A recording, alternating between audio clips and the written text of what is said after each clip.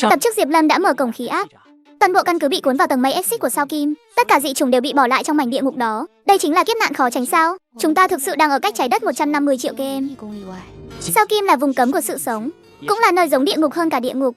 Không khí đã bị rút cạn rồi. Mây exit đang tràn vào trong căn cứ. Với tốc độ này, chẳng bao lâu nữa, căn cứ sẽ rơi xuống độ cao thấp hơn. Đến lúc đó, áp suất khí quyển gấp 10 lần trái đất sẽ nghiền nát nó thành sắt vụn. Lũ quái vật cá bên trong cũng sẽ bị ép thành thịt nát. Các tân binh, chúc mừng các người đã sống sót. Dù vài kẻ vô dụng sống được hoàn toàn là nhờ may mắn, nhưng may mắn cũng là một phần thực lực. Thực sự kết thúc rồi sao? Hệ thống vẫn chưa có thông báo à? Căn cứ vẫn chưa hoàn toàn tiêu tùng, đợi thêm một lát là được. Mấy người nhìn nhau đầy kịch tính, bắt đầu thảo luận nhỏ. Sau khi về có thể đổi điểm lấy thứ gì? Thực sự đổi được đồ à? Chỉ cần đủ điểm, hệ thống cái gì cũng đổi được, ngay cả mạng sống cũng có thể gia hạn, cơ thể cũng có thể phục hồi. Chưa nói đến năng lực của binh khí. Diệp Lâm bước ra từ buồng lái. Diệp Lâm, những vị thần đó có tính là do anh hạ sát không? Anh được bao nhiêu điểm rồi? Tính là tôi hạ sát, nhưng không phải tự tay hạ sát. Mỗi con chỉ cao hơn dị chủng thường một chút, tầm khoảng 10 điểm. Thế cũng không ít đâu. Nghe tôi, vậy đừng có đổi đồ lung tung ngay. Hai ta cùng bàn bạc, đừng phí điểm.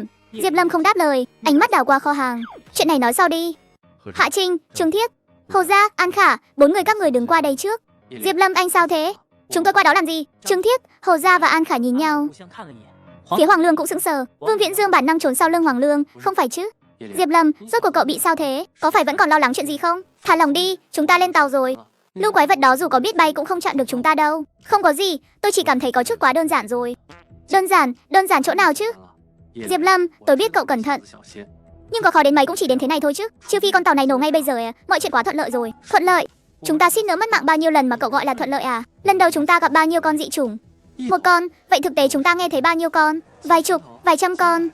Rốt cuộc cậu muốn nói gì? Đây chính là vấn đề đấy. Lần đầu lẽ ra chúng ta phải chạm trán hàng trăm lần rồi. Dị chủng tầm nhìn của dị chủng bị hạn chế nên không tìm thấy chúng ta. Phán đoán này là sai lầm. Mỗi khi cảnh báo vang lên sau đó, phần lớn dị chủng đều có thể tìm thấy chúng ta. Tầm nhìn bị hạn chế có ảnh hưởng, nhưng không lớn như chúng ta nghĩ trước đó. Tiếp tục nào, lần thứ 2 một nhóm, lần thứ 3 vẫn là một nhóm, lần thứ 4 số lượng nhiều hơn, nhưng lúc đó chúng ta đã có binh khí rồi. Mỗi lần quái vật xuất hiện, số lượng đều nằm trong phạm vi khống chế của chúng ta. Ý cậu là mỗi lần chạm mặt dị chủng đều là do được sắp đặt có ý đồ? Đúng, nhưng cũng có thể liên quan đến lộ trình. Đám dị chủng phía sau là do tôi mạo hiểm dụ đi.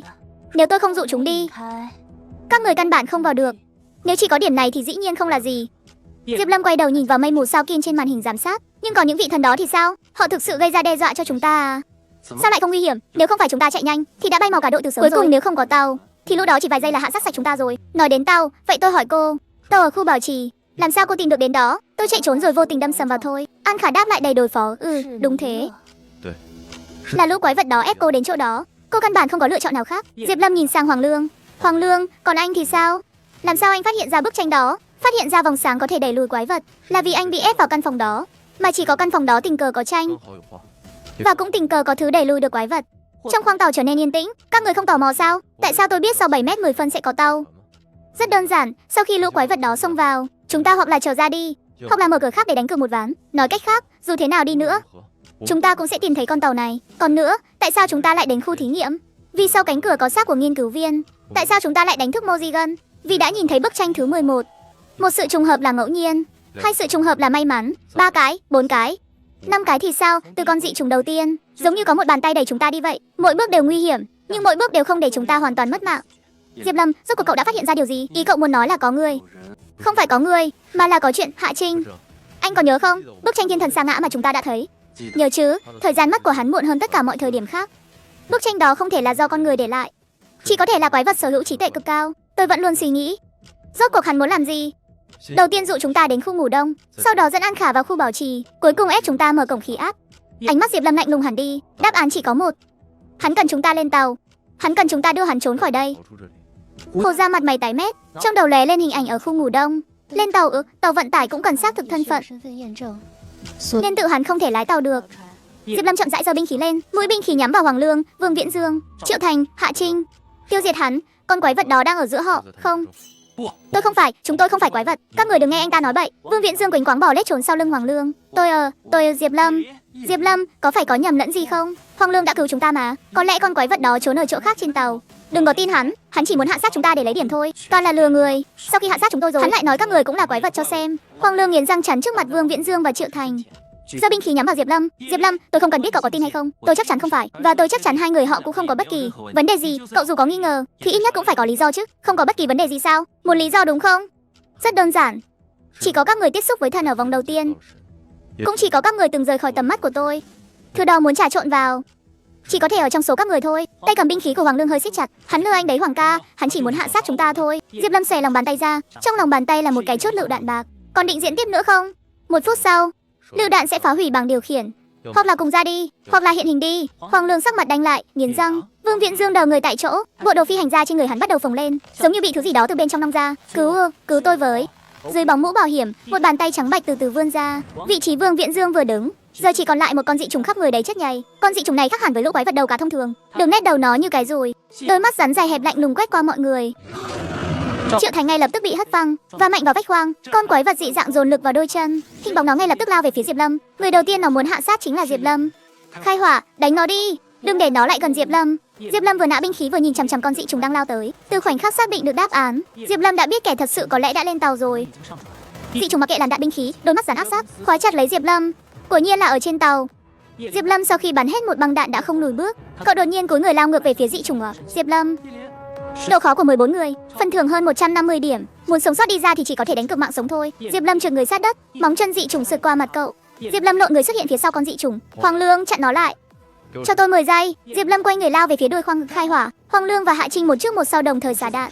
Hai làn đạn binh khí đã kìm hãm được nó, nhưng không kìm được lâu. Vết thương của dị trùng nhanh chóng khép miệng lại, đầu đạn rơi loảng xoảng xuống đất. Vì hết đạn rồi, dị trùng nhanh chóng áp sát Hạ Trinh. Hạ Trinh bị một cú tát bay đi, đập mạnh xuống sàn khoang. Hạ Trinh từ lúc quái vật hiện hình đến nay chưa đầy 3 giây.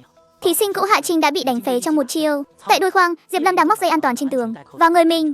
Hoàng Lương kéo chân nó lại, những người khác bám chặt vào dây an toàn. An Khả nhìn về phía đuôi khoang, ngay lập tức hiểu ra cậu ta muốn mở cửa khoang.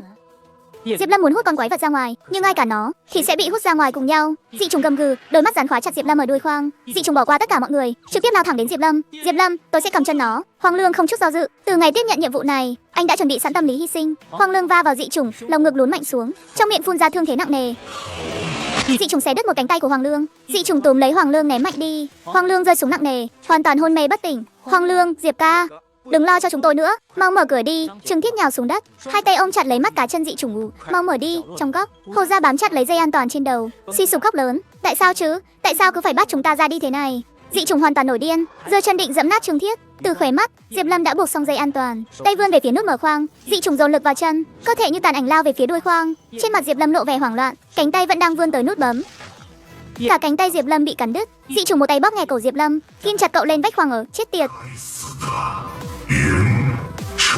An Khả hối hận vì mình đã do dự một giây, nhưng dù cô có liều mạng cũng chưa chắc thay đổi được kết cục. Hắn tưởng rằng mình đã thắng rồi. Lựu đạn ở bàn điều khiển còn 50 giây, chừng đó thời gian đủ để hắn hạ sát sạch mọi người. Đồ ngốc, tay tôi ngon không? Diệp Lâm khó nhọc vươn tay trái ra, trong lòng bàn tay là một cái chốt lựu đạn khác. Thằng đần, làm sao tôi có thể phá hủy bảng điều khiển được chứ?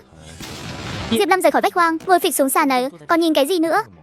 Lại đây đỡ tôi một tay. An Khả và Hồ Gia sững sờ nửa giây, lập tức lao về phía Diệp Lâm. Trương Thiết bò dậy từ dưới đất, nhìn về phía Hạ Trinh và Hoàng Lương đang nằm gục, đôi mắt đỏ hoe. Thí sinh Diệp Lâm đã tiêu diệt dị trùng đặc biệt ở Lacey, nhận được 90 điểm thưởng. Thí sinh Diệp Lâm đã hoàn thành câu hỏi ẩn, tiến độ hoàn thành 21%. Vui lòng kiểm tra phần thưởng và thông tin chi tiết sau khi trở về. Diệp Lâm ngồi bệt dưới đất, cúi đầu nhìn vào cổ tay. 90 điểm, câu hỏi ẩn 21%. Con quái vật này quan trọng hơn nhiều so với vật thí nghiệm cấp thần thông thường. Đáng tiếc thật. Cậu nhìn về phía Hạ Trinh và Hoàng Lương ngã xuống. Trương Thiết ngồi xổm bên cạnh Hoàng Lương, lúng túng không biết làm sao. Cái này sao mà cứu được đây? Hoàng Lương bị xé thành hai đoạn, Hạ Trinh bị gãy xương sống, trông có vẻ đều đã hết cứu rồi. Kết thúc rồi sao? Diệp Lâm, màn này anh được bao nhiêu điểm? Trên 150 điểm. Hệ thống báo vượt quá giới hạn một màn. Phần thưởng cụ thể phải về mới biết được. Vòng thi thứ 2 kết thúc. Tất cả dị trùng đã mất mạng.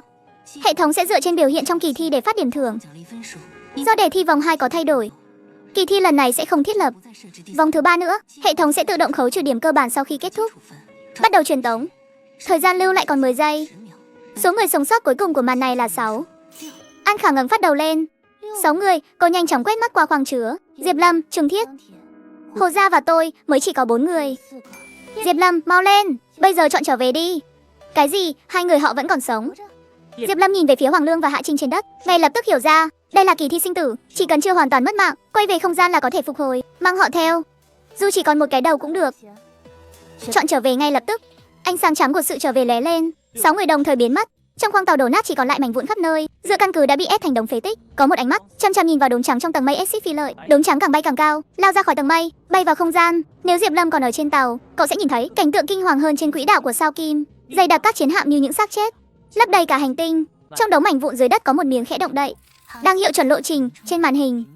Một hành tinh xanh biếc từ từ hiện ra, đó chính là trái đất.